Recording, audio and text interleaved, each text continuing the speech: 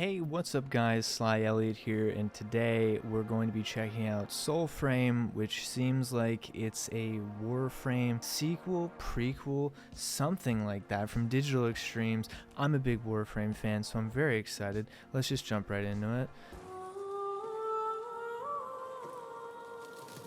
They that have came hollow, fallen.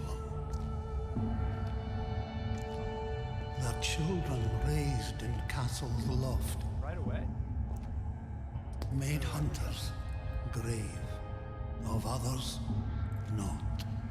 We are a family. Remember still and tell the gods. Yo, that's pretty cool. Do we get a moose friend? I hope that's what you get to ride for the whole game.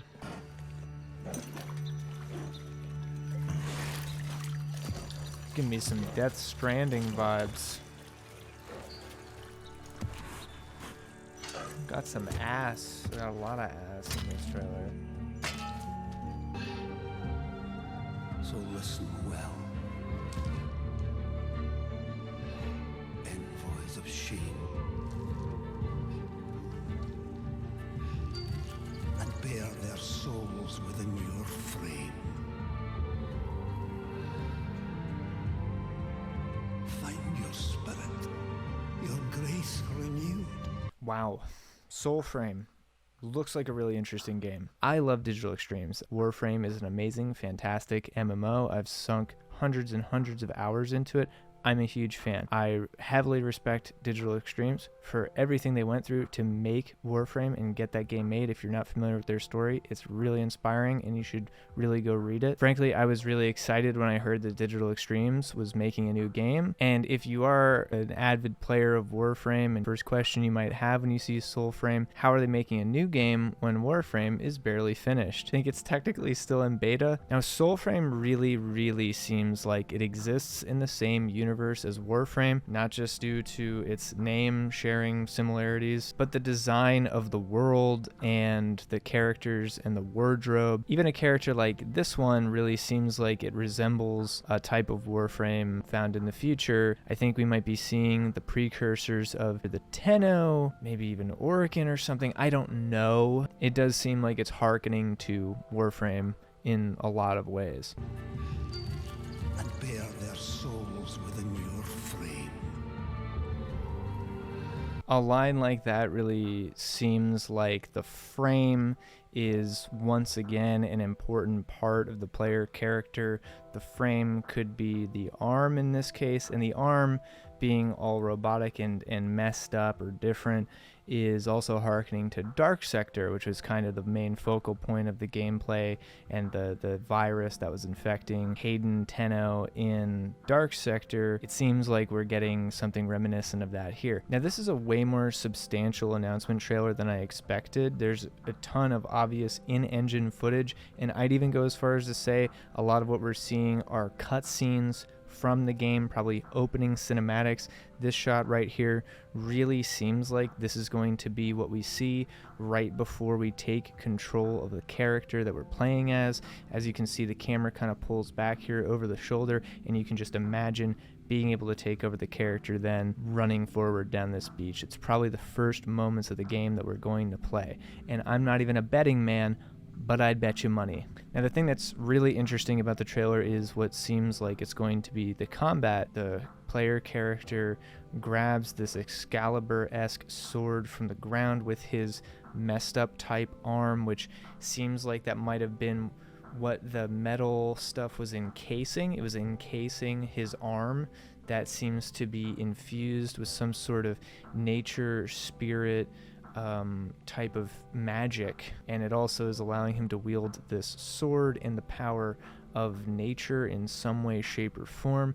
What I think is really interesting here is that he doesn't necessarily kill any of these characters. He ends up using this ability and he turns them to stone. The interesting thing will be, I think, if the way combat works is you don't actually full kill enemies, you kind of turn them to this stone material and they kind of sit there, or something happens with that. Now this could just be one ability in the game or just one weapon type in the game that produces that effect. A game like this with a fantasy setting, an MMO, hack and slash whatever, is really going to need an interesting gameplay hook in order to make people either leave the current MMOs that they're investing tons of time into or to start playing an MMO. I don't think necessarily that gamers are starved for medieval fantasy MMORPGs. I think it's a very saturated genre. I think what made Warframe so good and interesting and popular was that it was a little different in a lot of ways, and the core gameplay loop was just so satisfying. It was so fun,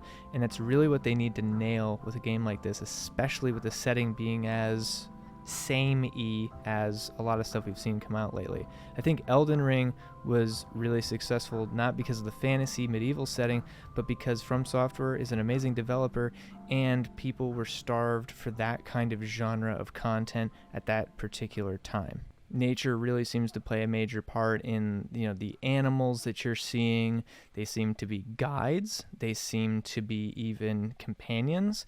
They even seem to be characters you might be able to control either directly or indirectly. You have this great wolf Sif character where it seems like the character and the wolf have a connection. The narrator earlier says something about finding your spirit envoy or whatever. It seems like this wolf is that. You could imagine that this wolf is going to be a companion of yours that maybe you'll be able to call upon to help you in combat, or even cooler, you could switch to during combat or exploration or whatever in order to do certain unique moves and abilities throughout the game. And if this is the case, that really could be the interesting gameplay hook that sets this game apart from many other fantasy medieval MMOs. The ability to change to a animal type that you pick, all these different animal types that you can pick from, and you can swap between your player character and the animal at any given time to do a bunch of cool tag teaming abilities and things and combos and all this other stuff.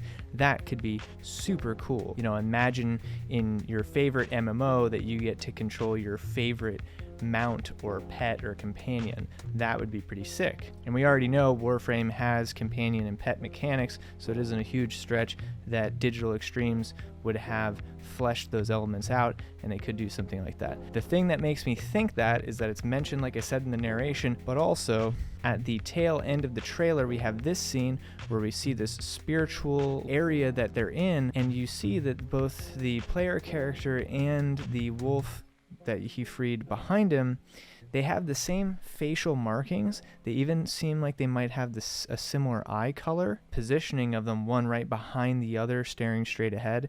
It really seems like it's trying to convey that these two characters are actually one and the same, that these two characters are connected, and I think it could even be safe to say that this is going to be the central focal point of the MMO, of the gameplay, is you and these animals found in nature, found in the environment. You have a connection to them, and they play a major role in gameplay. Frankly, if that's the case, I'm definitely going to try Soulframe. I think it's interesting. I think they could do a different spin on it that makes it interesting, that gives it some cool, unique pizzazz, that makes you want to get off World of Warcraft or get off RuneScape or Elder Scrolls Online and really dive into a totally new experience with what I'll say honestly seems like a really interesting world, seems like a really interesting aesthetic that I'm a fan of, especially if it's tied in with Warframe. I think it'd be really interesting to see these precursors to a lot of the things we see in Warframe. I don't know for sure if Soulframe is going to flop or be successful,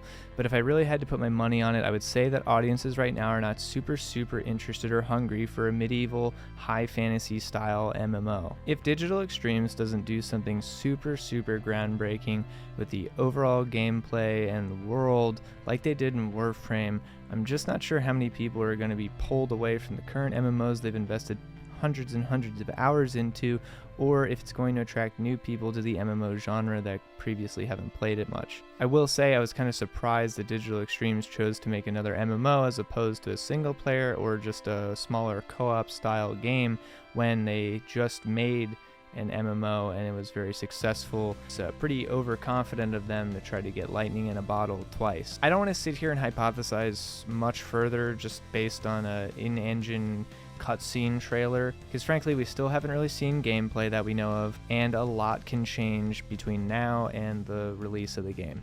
That being said, I don't doubt Digital Extremes' ability to deliver on a really good game with satisfying core gameplay loops, although I will say that Warframe took them many years to perfect and really nail down that core gameplay loop to have it be very fun, engaging, and addicting. Hopefully they're going to be able to use that blueprint to expedite the process of making Soulframe super satisfying and sticky right from the beginning. But let me know what you guys think of Soulframe. Are you excited for it?